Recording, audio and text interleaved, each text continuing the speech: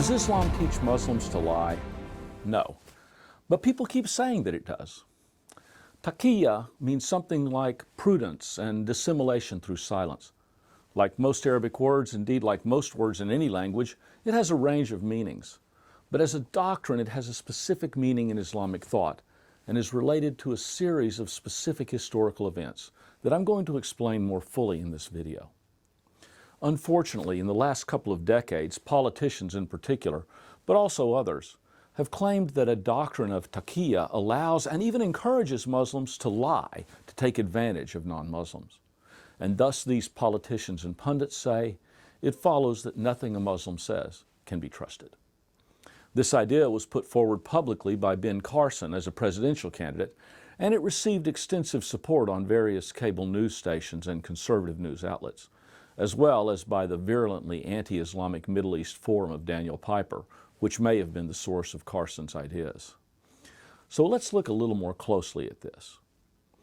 As a legitimate moral option in Islam, taqiyya arises originally among the companions of the Prophet Muhammad when they are being persecuted in Medina, in Mecca. Prudent speech meant avoiding verbalizing their religious commitment and thus endangering their lives. But it really took root among the Shiite minority at a time when they were being persecuted by Sunni Muslims over a period of centuries. The concept of taqiyya told Shiites that it was morally acceptable to keep silent or to avoid directly spelling out their religious commitments in order to avoid being harmed.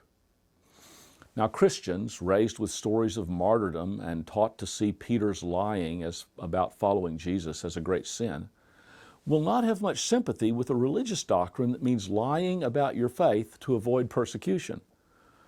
But of course, modern American Christians have never faced serious persecution and therefore might avoid being judgmental. And while we honor Christian martyrs, their lives stood out because in any period of history, most Christians chose to avoid confrontation and persecution. What is more important for understanding Muslims is that in this idea of taqiyya, we find a difference between Muslim and Christian self-understandings. Christianity was born as a small religious minority seeking to be faithful until the return of Christ. And that return was expected to happen at any moment. The Apostle Paul seemed to have thought it would happen in his lifetime.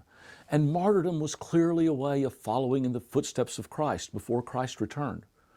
So making a bold, public stance of faith was seen as essential to Christian discipleship, even if most Christians didn't do it.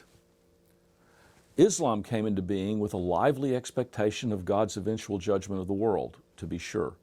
It's shared with Christians a lot in terms of eschatology. For example, Muslims believe that the return of Jesus will herald the end times. However, Islam came centuries after Jesus. It came at a time when neither Christians nor Muslims expected God's judgment day was going to come immediately or anytime soon. Moreover, the Quran didn't teach that Muslims should expect to die as martyrs. Indeed, what the Quran promises is that those who follow God's law will enjoy success in this life and in the next. So the task of Muslims in this nascent movement was to stay alive and spread the teaching of God's revelation in the Quran. This is why, for example, as the persecution of early Muslims grew, Muhammad and his followers didn't take a stand in Mecca. Instead, they migrated to Medina, where they were warmly received. So while for Christians, martyrdom has always been seen as a form of Christian witness, for Muslims, it has not necessarily been seen as a form of witness. Now, as I said earlier, a few decades after Muhammad's death, the followers of Ali, the Shiites, were defeated by the group that came to be known as Sunni Muslims. And they would then preserve their lives and their movement by either avoiding stating their religious commitments or sharing only what was prudent. But whether Sunni or Shiite, Muslims did know that there's a moral problem with not telling the truth. The Quran is absolutely clear that Muslims are expected to speak the truth and to keep their word and obligations. Any failure to do so has to be justified. And the way it's justified is with reference to Surah 328, which is taken to mean that if a Muslim is in fear of non-Muslims, then God will forgive the prudent avoidance of speaking the truth. Exactly how this doctrine was interpreted over time varied, but it was always related to religious persecution and not a general excuse for lying to non-believers. In fact, the Muslim world could hardly be seen as untrustworthy. Muslim economies depended on trade with people of other religious groups, and Muslim minorities lived in every society. Truth-telling wasn't just a moral necessity, it was common sense. Does that mean that Muslims never seek to gain an advantage by lying? No. Muslims are just like everyone else you and I know. Christians, Jews, Buddhists, Hindus, atheists, and humanists. Muslims will sometimes lie for profit or for gain. And just like everyone else, some Muslims will offer various excuses for doing so. But lying per se in Islam is a sin, just as it is in Christianity. So when we ask, does Islam teach Muslims to lie? The only real source we can trust is contemporary Muslims themselves.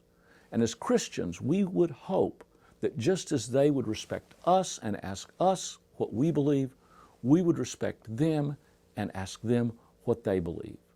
We should respect them enough to read their literature and law, listen to their teachers and scholars, and learn from our neighbors who are Muslims what it means to be a Muslim.